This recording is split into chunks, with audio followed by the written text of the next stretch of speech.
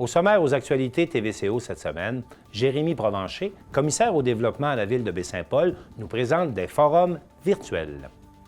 TVCO a tenu cette semaine toute une série de soirées électorales et on vous présente les faits saillants de ces soirées. Nous avons goûté un nouveau produit maintenant disponible dans Charlevoix, le vin de miel. La papeterie Saint-Gilles annonce d'importants investissements pour 2 projets d'envergure. Lucie Tremblay nous présente le festival Cuisine, Cinéma et Confidences. Et pour terminer l'émission, on parle de sport en compagnie de Maxime Jodoin.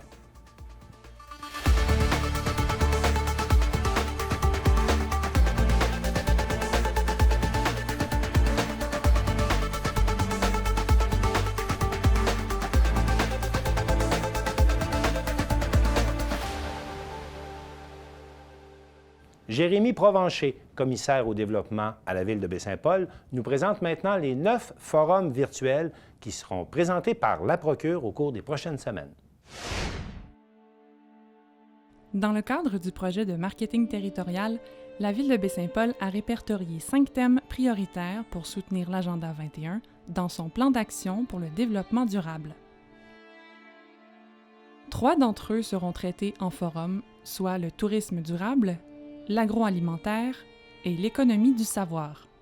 C'est qu'il y a 9 forums, donc sur 3 créneaux qu'on a identifiés. Puis ça va s'étaler sur 12 mois. Donc on parle là présentement, oui, du mois d'octobre, mais ça devrait aller jusqu'à probablement début de l'été. Donc c'est pour cela là, que oui, présentement, là, le créneau qui est le premier, si on veut, c'est le tourisme durable. Puis il va y avoir 3 forums uniquement qui est porté sur ce sujet. Dans le fond, le but, c'est vraiment de dynamiser le développement socio-économique de la ville. Puis, bien, on a 3 objectifs vraiment spécifiques. C'est de, oui, stimuler l'innovation, mais aussi de favoriser de la synergie entre ces entrepreneurs-là, de ces secteurs. Puis, bien, le dernier, en fait, c'est ce qu'on veut, c'est aussi là, permettre aux entrepreneurs là, de développer des affaires. À compter du 28 octobre prochain, il sera question de tourisme durable, et ce, jusqu'en décembre. On va avoir des panélistes qui vont venir discuter de ce qu'est le tourisme durable. Et avec ces panélistes-là, on va favoriser des discussions, des préoccupations et tout ça. Puis, à partir de là, bien, il va y avoir, on veut soulever les enjeux qu'il y a au niveau du tourisme durable pour la région et la ville et en arriver à trouver des solutions collectives là, à ces enjeux-là. C'est ça, parce que le but ultime, c'est vraiment de trouver des solutions et de permettre... Dans le fond, c'est ça. C'est que là, ça va être le premier bloc, si on veut, de 3 forums, mais il y en a d'autres qui sont prévus, comme on l'a mentionné, plus au printemps, hiver, été. Par contre, il n'y a rien qui empêche qu'on va peut-être poursuivre avec les 2 autres créneaux supplémentaires qui sont la culture et l'économie sociale, mais pour l'instant, on se concentre vraiment sur ces 3-là. De nombreux partenaires ont rendu possible ce projet. Bien sûr, la Procure qui va organiser et animer les forums, mais aussi on a la Corporation de la réserve de la biosphère de Charlevoix, Tourisme Charlevoix, la MRC de Charlevoix, et bien sûr la ville de Baie-Saint-Paul là, qui participe. Donc, puis aussi remercier les conférenciers qui vont venir là, pendant le premier événement là, qui est prévu le 28 octobre. Pour réserver sa place gratuitement, inscrivez-vous sur lepointdevente.com et pour toute question concernant les forums à venir, rendez-vous sur la page web de la Ville. Élisabeth Pailleur pour TVCO. TVCO vous a présenté des soirées électorales tout au long de la semaine et on est heureux aujourd'hui de pouvoir faire les faits saillants de cette soirée, en commençant avec l'île aux Coudres, où il a été fortement question de la Société des traversiers du Québec. Quel avantage la société à être contre pour la priorité pour les travailleurs? Vous me dites qu'il faut faire la demande à STQ. On la fait régulièrement, la demande à STQ, pour avoir des priorités pour les travailleurs, pour avoir des priorités pour nos services médicaux. On a l'ambulance, ça c'est correct. Mais quand les infirmières ou les médecins rentrent, ils ne veulent pas donner de laisser-passer, ils ne veulent pas donner de lettres, ils ont répondu négativement encore. Il y a eu une demande faite par les infirmières directement. Ça a été non. Nous, on a relancé. Ça a été encore non. Fait que si vous pensez que vous avez la solution dans vos mains, ce sera le fun. Bien, la solution, c'est que je vais aller les rencontrer, puis on va lui expliquer c'est quoi. Là, puis je vais lui demander la vraie raison pourquoi ça vous dérange que la municipalité demande une priorité pour ses travailleurs. Quant à eux, les deux candidats à la mairie de Petite-Rivière-Saint-François ont principalement discuté de la gestion des résidences de tourisme. Il y a tout le volet de la quantité qui dérange beaucoup au niveau du contrôle, finalement, du nombre de personnes qui entrent dans les meublés touristiques. On vous donnait des permis à 7-8 personnes. On se retrouve avec 15 personnes qui sont dans la résidence touristique. Donc, celle qui a une résidence à côté, c'est pas compatible. Vous savez, selon la loi, au niveau municipal, on peut seulement gérer le nombre de chambres. On n'a aucun contrôle pour le nombre de personnes dans les bâtiments. Ça, j'admets que le contrôle est difficile. Il faut davantage accentuer les plateaux en développement touristique, puis les résidentiels, les mettre peut-être là, dans un secteur plus au cœur du village, puis ou les concentrer dans un endroit où il y a uniquement de la résidence de touristes. Là, ils sont éparpillés un peu partout. Ça fait des mécontents. Pourquoi cette solution-là, vous ne l'avez pas apportée? Parce que c'est initialement, les zones mixtes, c'est vous qui les avez mis en place. Oui, mais on était dans le balbutiement de la phase 1. Mais à ce niveau-là, c'est sûr qu'il y a eu peut-être des erreurs de parcours à ce moment-là. Bien, vous conviendrez avec moi aussi que si on met du résidentiel sur les plateaux en haut, ces gens-là ne viennent pas en bas. Parce qu'il n'y a pas d'intérêt pour eux en termes de distance. Entre le sommet de la montagne et le dépanneur en bas, il y a plus de villages qu'aller à la ville de proximité. Donc, si je comprends bien, vous voulez faire 2 villages. Le village d'en bas, qui est les résidences permanentes, et le village d'en haut, ça serait seulement touristique. Non, vous m'avez mal compris. C'est pas dans ce sens-là que je veux dire. Quand vous parce parlez que plateau... les résidences en haut, là, il y en a déjà. Mais il faut les garder dans un secteur approprié, puis ne pas nécessairement éclater les zones de meublé touristique. Moi, je sens qu'il y a des pressions de des gens qui font de la business en hébergement touristique, puis qui ciblent des noyaux et ils viennent faire modifier le zonage pour permettre à un moment donné de faire plus de meublé touristique dans le secteur. Nous avons également enregistré une émission spéciale sur la ville de Baie-Saint-Paul, où 4 districts sur 6 sont contestés, en plus d'avoir 2 candidats à la mairie. Alors, on va commencer tout de suite avec les faits saillants en ce qui concerne la prestation des candidats dans les districts. Je pense qu'on pourrait aller chercher de nouveaux revenus puis régler en partie le problème de circulation en installant des stationnements payants dans le centre-ville. Pas pour les résidents.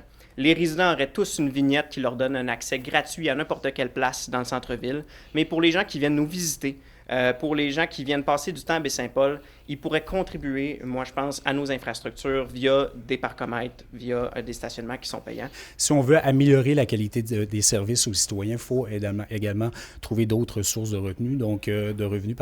Cette idée-là, elle est excellente.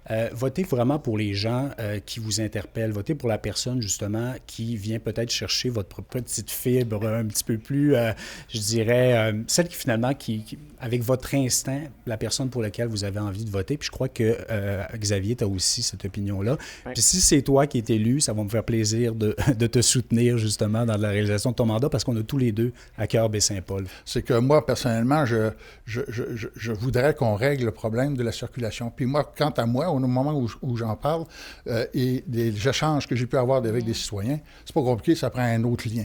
OK? Ça prend un autre pont. Vous pensez ça prend un autre pont. Créer... Tu peux pas régler les problèmes de circulation de Baie-Saint-Paul si tu n'as pas un autre lien. Dans mon livre à moi, c'est assez clair. C'est que les bouchons sont là. C'est quoi les recommandations qu'on a présentement? Qui vous sortez ça d'où, le lien? Un deuxième lien? Là-dedans. Oui, de votre tête, ça, je m'en doute, mais vous basez sur quoi?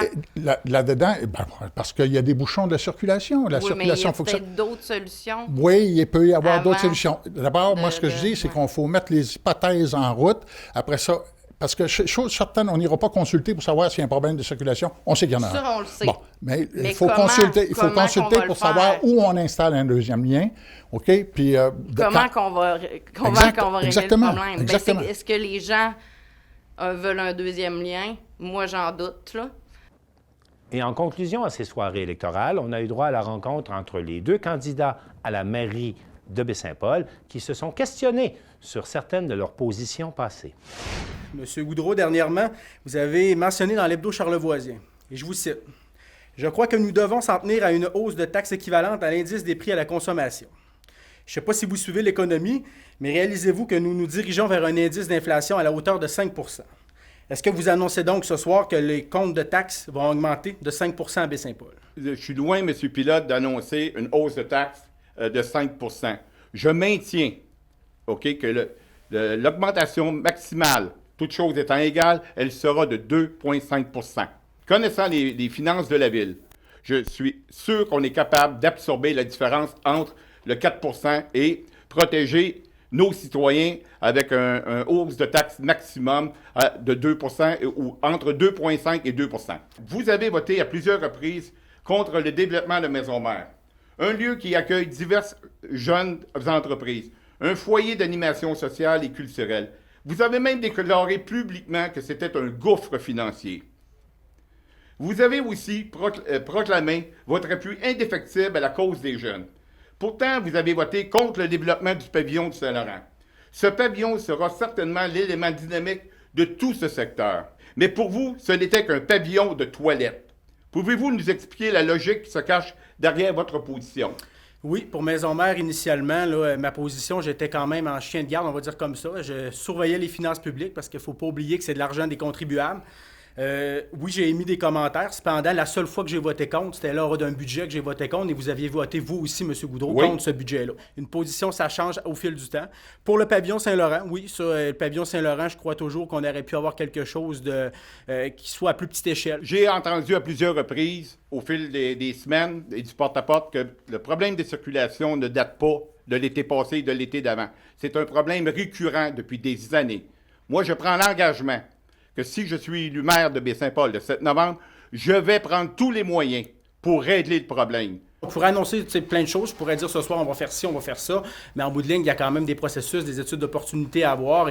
Il y a des processus aussi de s'entourer de personnes qui connaissent le dossier. Moi, personnellement, je ne suis pas un ingénieur. Oui, je sais qu'il y a une problématique au niveau de circulation, mais je ne suis pas ingénieur. Je ne suis pas travailleur de la circulation non plus. Donc, moi, ce que je dis, c'est de s'entourer des gens qui connaissent le dossier.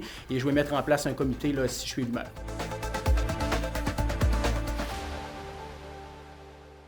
Bienvenue sur le plateau, Élisabeth Paillard. Merci. Cette semaine, vous avez goûté à du vin de miel. Oui, à l'Hydromel Charlevoix. Donc, j'ai rencontré les deux copropriétaires qui nous ont fait visiter, qui nous ont fait goûter le vin de miel. 4 vins de miel auxquels j'ai goûté. Je vous présente le reportage.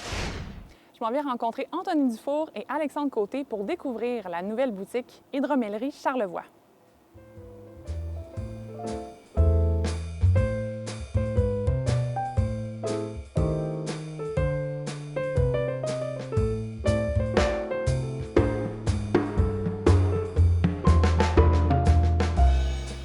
Anthony, peut-être nous parler d'où vient cette idée-là, d'où part le projet de l'Hydromellerie Charlevoix? Bien, en fait, notre plan à la base, c'était de faire de l'alcool d'une façon le plus éco-responsable possible. C'est pour ça qu'on est venu avec l'idée de le faire d'une façon, de un, artisanale, puis de deux, on est arrivé avec la fonction de faire des abeilles. C'est pour ça qu'on a fait un projet comme ça. C'est pour ça qu'on a besoin d'avoir nos colonies d'abeilles un peu partout dans la région, dans le but de produire notre alcool. C'est vraiment plus compliqué, mais c'est beaucoup plus avantageux et beaucoup plus éco-responsable comme ça. C'est ça, là, votre boutique et l'endroit où vous produisez est à la même place? Oui, on fait tout sur la même place. En fait, là, on va aller chercher notre miel un peu partout dans nos ruchers, un peu partout dans la région. Après ça, on va apporter notre miel ici. On va le rentrer avec nos camions ici. On a une salle de conditionnement plus loin. En fait, on va porter notre miel là-bas parce que le miel qu'on sort de la ruche, qui est trop humide pour être directement mis en pot. Okay. Donc, il faut vraiment le faire déshumidifier. Donc, on laisse un petit 24 à 48 heures le temps de sortir un peu d'humidité. Par la suite, on met ça à l'arrière, puis on l'extrait. On fait tout vraiment ici. Là, on fait l'extraction. Après ça, on le met en baril ici. Par la suite, on fait la fermentation, puis on va faire la distillation, la vinification, la filtration. Après ça, on fait l'embouteillage. On fait vraiment tout de A à Z ici. Oui, c'est ça. Bien, on va aller voir comment ça se fait. Parfait.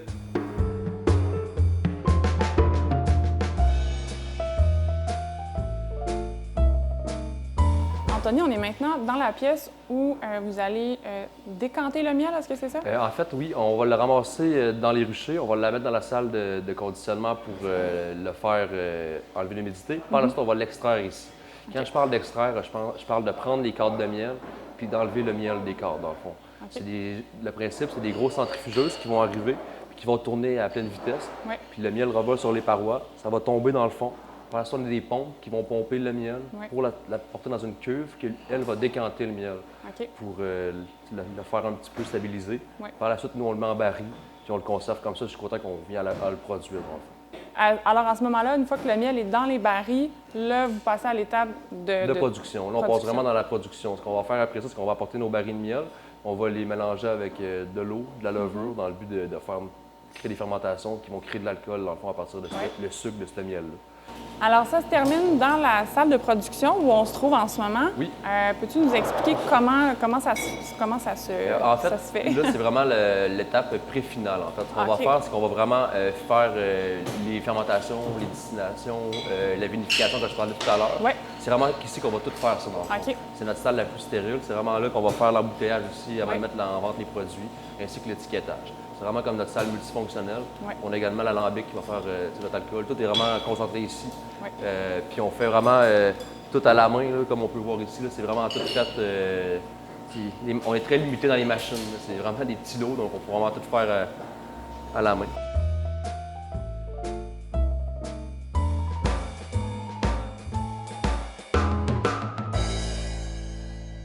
Anthony, je sais que il était censé y avoir une visite guidée. Est-ce que ça va toujours avoir lieu? Oui, en fait, là, on est en train de planifier ça avec la santé publique et tout le travail. C'est plus compliqué en termes de mesures, vu qu'on fait de la production sur les lieux, il y a une couple de choses à tenir en compte. Nous, notre plan, en fait, c'est d'en starter le plus tôt possible, sûrement après les fêtes. On voudrait vraiment faire des visites dans le sens que les gens y arriveraient ici, on ferait une tournée des lieux. On commencerait par parler de l'abeille un peu partout, quand l'abeille, comment ça fonctionne, la ruche, comment ça fonctionne, la reine, comment ça fonctionne, un peu tout ça.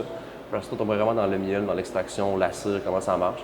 Puis après, on ferait un petit topo sur l'aspect création d'alcool, embouteillage et tout. Fait que c'est vraiment une façon de faire un peu de l'agro-tourisme, dans le sens que les clients qui ont les touristes à Baie-Saint-Paul, les gens locaux qui cherchent une activité à faire familiale ou non, mais c'est une activité qui va être possible. Puis même les enfants, en parlant de l'abeille, en goûtant le miel, en goûtant tout, il y a un petit peu d'intérêt, puis c'est vraiment intéressant. C'est ça qu'on veut faire sur le long terme. On veut pas juste faire les dégustations comme tu vas faire avec Alexandre. Oui, exactement, qu'on s'en va faire une belle dégustation des vins hydromel avec Alexandre Côté.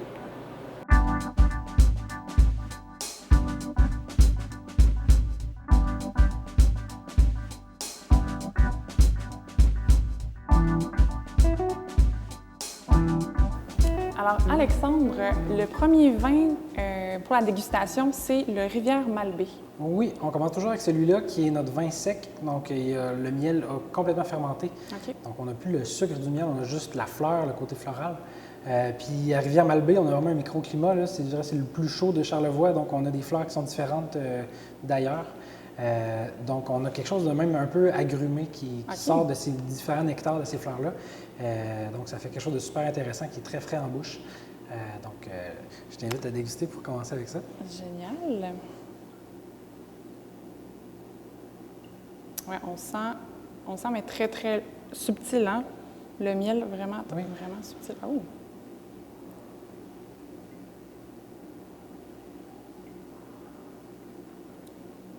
Wow!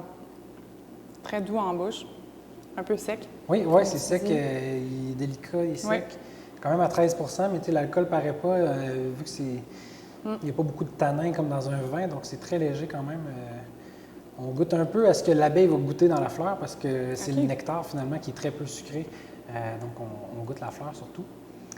Puis ce qu'on aime bien faire, c'est la comparaison avec le deuxième vin qui est Saint-Antoine. Saint-Antoine, donc ça vient du rang Saint-Antoine à Baie-Saint-Paul. Vu qu'on récolte chaque miel séparément dans chaque rucher, on a vraiment des choses différentes. C'est ça qui est plaisant, qui est un peu comme un cépage dans le vin. On va chercher différents goûts avec différents miels. Mais juste à l'odeur, là, on sent tout de suite la fleur sauvage. Vraiment, c'est incroyable. Oui, celle-là, il y a de la fleur un peu plus rustique là, qui est en altitude. Puis il y a de l'asclépiade, il y a un champ d'asclépiade là, il y a les fraises d'Explora-Fruits, les camerises, donc ils vont butiner là-dedans. Puis on a laissé un peu plus de miel dans celui-là. Oui. Donc un petit peu plus sucré, on a laissé comme un 10 grammes par litre de miel en résiduel. Okay. Donc ça vient équilibrer, ça donne une rondeur. Puis on l'a fini aussi en baril de bois. Donc il y a un petit côté caramel, vanille là, qui sort du baril. On poursuit donc avec le rang 5, Pétinat. Pétinat, c'est une appellation, je pense. Oui, qui n'est pas encore réglementée. Okay. Donc, c'est un peu un mot à la mode qu'on utilise pour les vins nature pétillants. Donc, ça veut dire pétillant naturel. Les anglophones aiment bien dire pétillant naturel. C'est la blague qu'on fait ici. Donc, en ce moment, il y en a beaucoup. C'est un terme qui a commencé en France, mais qui est très, très populaire aux États-Unis présentement. Donc, qui s'applique souvent aux vins de raisin. Mais on les voit dans les cidres, puis de plus en plus dans les hydromels. Donc, ce qui est particulier, c'est un peu comme un champagne, la fermentation se fait en bouteille, mais plutôt qu'enlever la levure avec un procédé là, de la méthode champenoise, on laisse la levure. Donc, on a un dépôt en bouteille. Puis c'est normal, puis ça fait partie du côté nature, du côté rustique de ça. C'est un vin vivant. Donc, il est encore en train de fermenter, celui-là. Il reste un petit sucre. Là. Dans un mois, il va être différent. Il va être plus pétillant, un peu moins sucré. Donc, c'est vraiment ça qui est plaisant de ces beaux vins nature. Donc, alors, je vais goûter. Ouais. Super pétillant. Ouais. Ah ouais. Un peu, quasiment amer. Oui, parce que ça devient très sec. Le gaz carbonique, c'est un acide aussi, acide carbonique, donc ça vient donner ça. Puis, vu que là, on est dans le bleuet, bien, on a les peaux de bleuet qui vont donner un tanin. Alors, c'est ça qui reste en bouche. C'est ça, il y a un peu de baril aussi là, pour ce produit-là. Puis, pour terminer, vin rang 5 qui est aussi avec les bleuets. Oui, donc c'est la même provenance, le même miel de la bleuetière à Saint-Hilarion. Puis là, on a rajouté ici un peu de miel, il est plus sucré un peu. Il a fait de la barrique plus longtemps. Puis lui, il est filtré, fait qu'on voit un peu la différence de couleur. Les vins nature, on ne les filtre pas, fait que celui-là, il est complètement filtré. Très clair. Oui, il est très clair. Puis c'est ça, il reste un beau sucre là, en bouteille. Ah oui, très différent. Wow. Ouais. Est-ce que les gens... Ça, c'est vos produits en dégustation, mais vous en avez d'autres, j'imagine. Comment ça fonctionne à ce niveau-là? On a 2 autres produits. Comme en ce moment, on a tout le temps entre 4 et 6 produits. Donc, ça change. Comme là, quand on est en train de faire du gin qu'on va rajouter à la dégustation. Oui. Donc, ça change tout le temps un petit peu. C'est ça qui est plaisant aussi. En venant ici, les gens ils vont souvent découvrir des choses nouvelles parce qu'on fait des petits lots de 500-600 bouteilles. Donc, comme là, il y en a 2, comme le rang 5, celui-là, puis on a un pétillant à la fraise, Saint-Antoine avec les fraises d'Explora Fruits. Wow. Donc, ces 2-là sont presque épuisés, donc on va les remplacer par quelque chose d'autre. Là, on a un produit avec la framboise du rang Saint-Laurent, du chemin Saint-Laurent. Donc, il faut s'attendre à ce que ça change, puis ça qui est le fun aussi. Ça ne sera jamais pareil, on y va avec ce qu'on a comme fruits aussi dans la région en ce moment. Alexandre, peut-être nous parler des étiquettes qui ont l'air assez uniques, là, je pense, qui sont faites avec le papier Saint-Gilles. Oui, ça, c'est un flash que j'ai eu à un moment donné en voyant que la papeterie voulait se lancer un peu plus là, dans le corporatif. Oui. Puis là, j'ai eu le flash sur comment on peut mettre ça sur les bouteilles. Il a fallu penser à la logistique de ça parce que c'est pas des autocollants, donc il faut mettre la colle nous-mêmes, l'appliquer à la main nous-mêmes. Wow. Donc, il y a beaucoup de travail, mais on pense que ça fait tout son sens pour faire un beau produit du terroir. Puis, chaque bouteille est unique. C'est ça qui est le fun avec les fleurs sauvages que la papeterie ajoute ou presse dans le papier. Mais chaque bouteille a sa propre fleur à tel endroit. Donc, les gens aiment ça en boutique. Ils vont choisir souvent leur bouteille parce qu'ils ont toutes leur petite touche unique. Puis, regarde, ça fait abeille. C'est des fleurs sauvages que les abeilles butinent. À quel endroit on se procure vos produits? Bien, pour l'instant, c'est uniquement à la boutique. Nous, notre permis artisanal fait que tout est fait ici, le miel, l'hydromel, puis on embouteille, on vend à propriété. Donc, c'est ça la stratégie de base.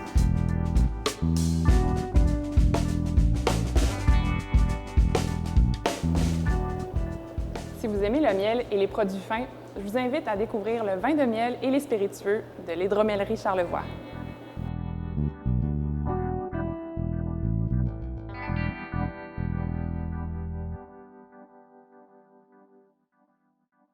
La papeterie Saint-Gilles a annoncé cette semaine un important financement pour 2 de ses projets et on vous a préparé un reportage.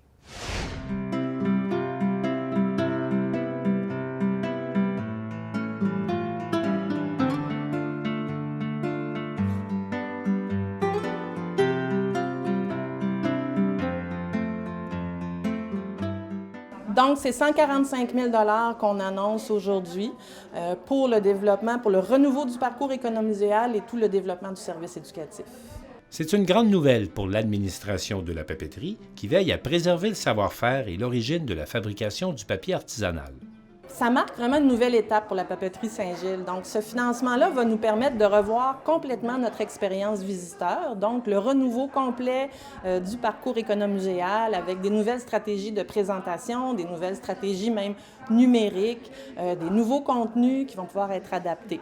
Donc, dès le printemps prochain, en principe, tout le mobilier et tout le parcours va être déjà développé. L'investissement servira également à bonifier l'offre éducative auprès de la clientèle scolaire et du grand public. Notre participation s'est inscrite vraiment dans un projet de transfert de compétences. Alors, c'était primordial pour la papeterie, puis nous, bien, ça s'inscrit carrément dans notre mission éducative de nous assurer qu'on ne perde pas le savoir-faire de ce métier-là de papetier artisanal.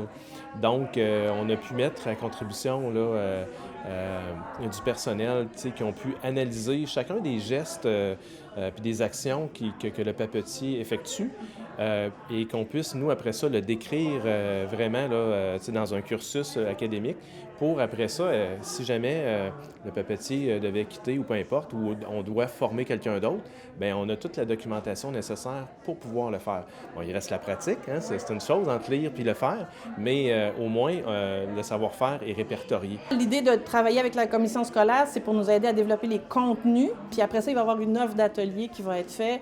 On va démarrer les groupes tests là, au début 2022. Lors de la conférence de presse, de nombreux partenaires ont salué le leadership entrepreneurial de l'équipe en poste à la papeterie. Nos partenaires financiers, c'est Desjardins par le Fonds du Grand Mouvement et la Caisse du Fleuve et des Montagnes de Charlevoix. Ensuite, Desjardins, on a la MRC qui est un partenaire extraordinaire, Tourisme Charlevoix avec le programme PRT. On a le Centre de services scolaires qui est très présent aussi. C'est la Société du réseau d'économisés qui est avec nous. Le réaménagement de l'espace et l'amélioration de l'offre muséale permettra de conserver le patrimoine.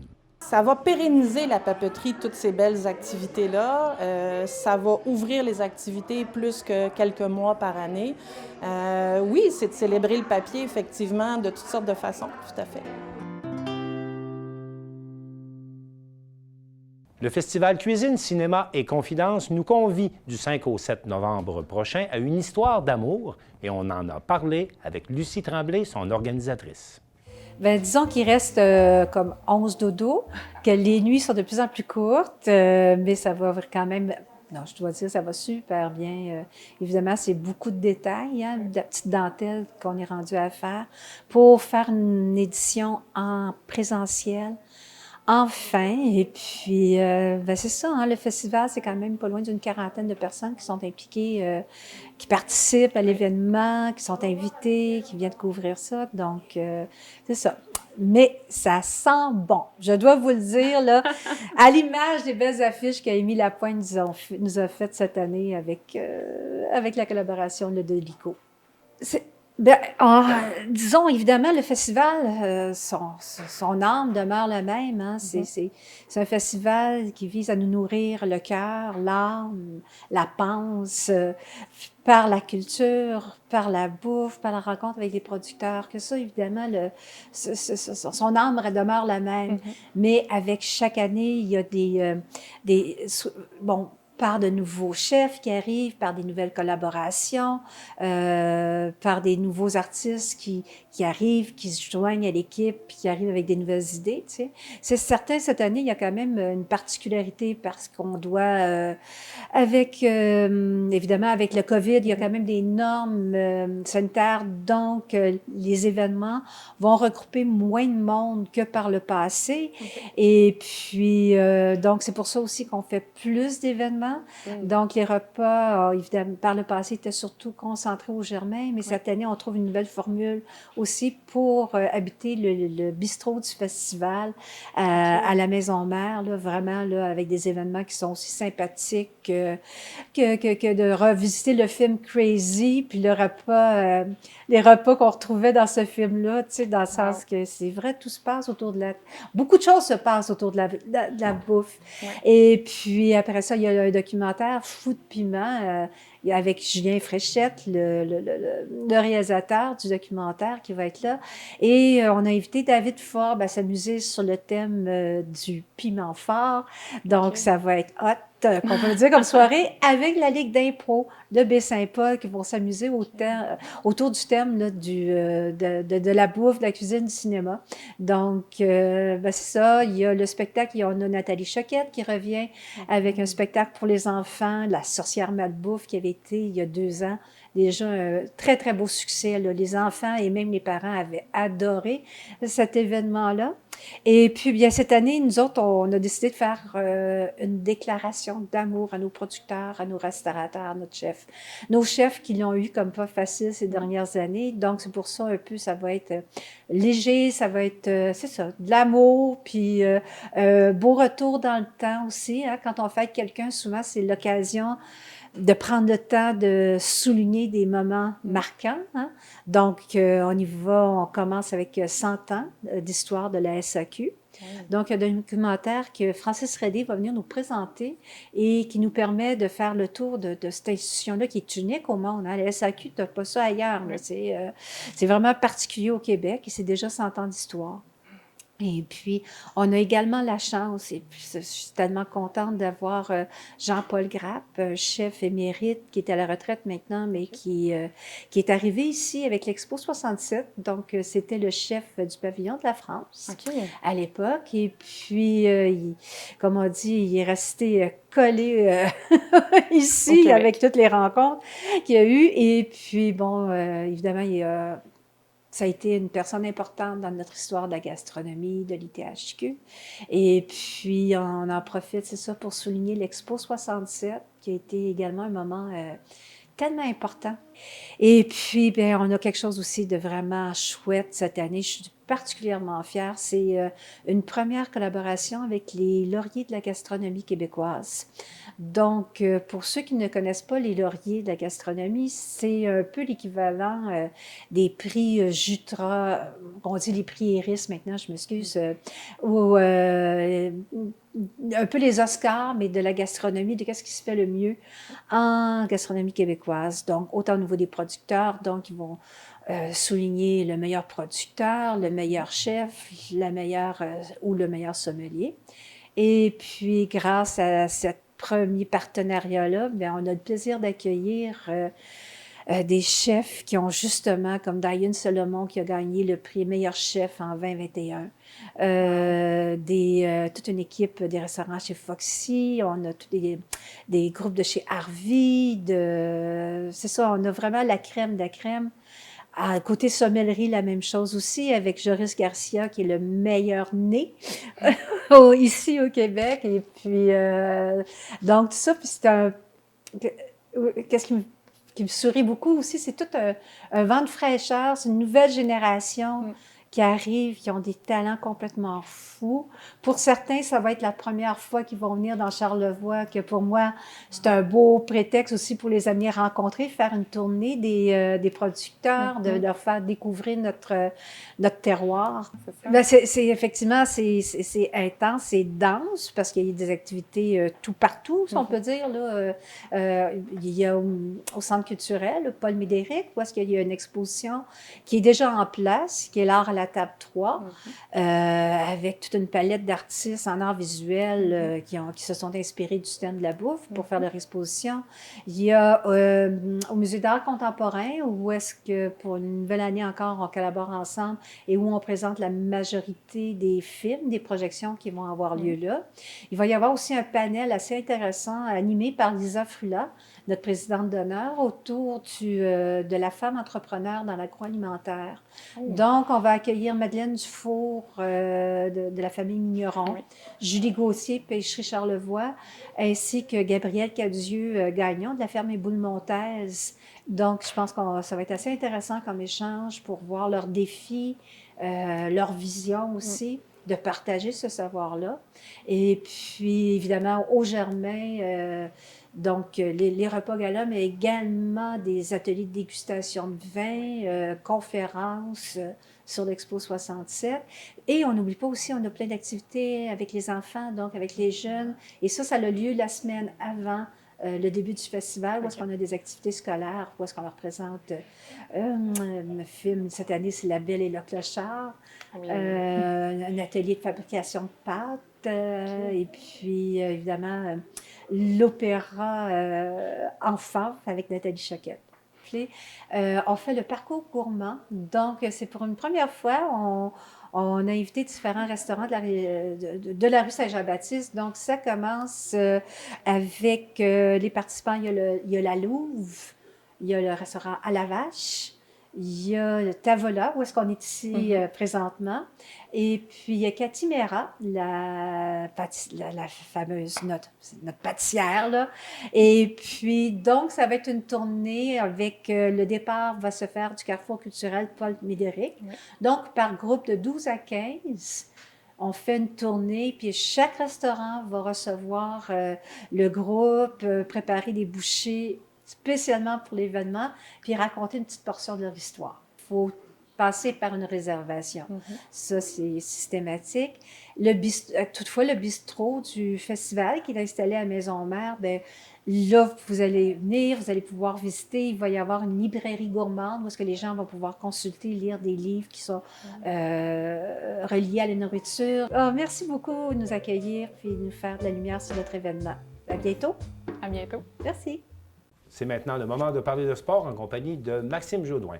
Maxime Jodoin, bonjour. Bonjour, Martin. Alors, la classique plein air Horizon Charlevoix a remporté un gros succès cette année. Absolument. Donc, tout d'abord, c'était près de 125 sportifs qui ont participé à la classique et ils ont permis de recueillir la somme de 75 000 $ pour l'organisme Horizon Charlevoix. C'est un beau montant. Un beau montant. L'organisme, pour ceux qui se posent la question, eh bien, eux, ils encouragent justement à soutenir la pratique d'activités sportives en région. Donc, de un, on les appuie. Donc là, la classique comportait, comme on le voit sur la photo, c'était 3 circuits cyclistes qui prenaient le départ. Donc, on le reconnaît à l'Hôtel Spa Le Germain Charlevoix. Et ça, c'était jumelé avec un tournoi de golf qui s'est fait le 3 septembre dernier. Donc, les deux ensemble, un beau montant de 75 000 $. C'est absolument formidable. Et les fonds amassés vont aller où? Donc, les fonds amassés vont être remis notamment aux organismes communautaires, aux projets écoles, aux clubs sportifs et aux athlètes allant devenir de la région. Donc, il y a 4 volets qu'on peut avoir de l'argent. Donc, pour ceux qui se sentent visés par ces montants de subventions-là, peuvent faire une demande sur le site directement de Horizon Charlevoix. Ils ont jusqu'au 15 novembre pour le faire. Alors, on encourage tout le monde à en profiter. Oui, et c'est important aussi de le faire. Et par ailleurs, le rallye de Charlevoix est de retour. Oui, donc l'édition 2021 qui reprend vie après une pause. Ça a été annulé en 2020. Oui, exactement. Donc, en raison des mesures sanitaires, Bien comme sûr. pratiquement tout au Québec qui a été arrêté. Donc, l'édition 2021 qui reprend vie en fin de semaine, donc samedi, dimanche, 23 et 24 octobre. Là, c'est un événement, par contre, qui est fermé aux spectateurs. Il faut le mentionner à cause des mesures sanitaires.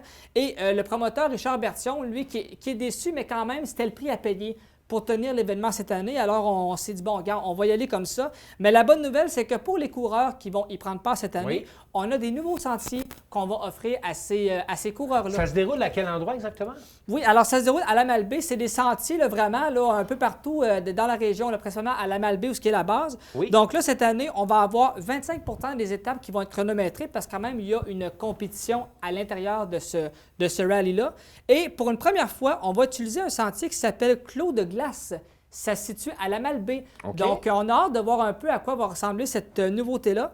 Et je tiens à préciser que le rallye, c'est un championnat canadien de rallye qu'on entend. C'est un gros championnat là-dedans. Donc, il fait partie d'une série, comme on appelle. Et voilà. Donc, le rallye de Charlevoix, c'est la 4e de 6 épreuves qu'on comporte là, globalement. Alors, ça fait beaucoup de courses pour les coureurs. Alors, mais c'est une bonne nouvelle de voir le rallye de retour. Absolument. On sent vraiment là, que les activités reprennent. Oui, ça fait du bien. Certains qui n'ont pas de l'air à savoir que la saison est commencée et que les activités reprennent, c'est votre Canadien de Montréal, M. Oui, Jodoin. alors écoute... Plus la saison avance, plus le Canadien recule. Oui, bien, j'aime beaucoup cette phrase-là, justement. Ça démontre bien ce que le club vit en ce moment. Donc, pourquoi? Bien, c'est parce qu'on n'a pas encore une victoire cette saison après 5 matchs de jouer. Et ce qui est plate, c'est que ce n'est pas seulement des 2-1, des 3-2. C'est des 5-1, c'est des 5-0, c'est des 4-1. Là, vraiment, et le CH actuellement est la seule équipe au classement avec aucun point encore d'amassé. Ça fait très, très mal. Il y a eu des blessés qui sont venus, Mike Hoffman, pour aider l'avantage numérique. Mais là, présentement, là, il n'y a absolument rien qui marche. Et là, vraiment, ça prend une victoire samedi contre Détroit. Et pourquoi est-ce que je dis ça? Parce que la semaine prochaine, on a 4 matchs à l'étranger. Là, c'est normal, mais on regarde les clubs. Seattle, la nouvelle équipe dans la Ligue nationale. San Jose, Los Angeles et Anaheim. Fait que quand tu regardes ça, là, tu te dis, ouais, des clubs côte ouest californienne, il va falloir vraiment là, represser le citron un peu. Donc, vraiment, là, ça prend une victoire à domicile avant de partir parce que sinon, ça va être, je dirais pas l'hécatombe, mais pour le moral des troupes, s'il vous plaît, les boys, un petit bris. Bien, on vous le souhaite, Maxime Jodoin, et on fait le point encore ensemble à nouveau la semaine prochaine. Avec grand plaisir. Merci beaucoup. Alors, c'est tout pour les actualités cette semaine. On espère que ça vous a plu. Et au nom de toute l'équipe de TVCO, je vous dis à la prochaine.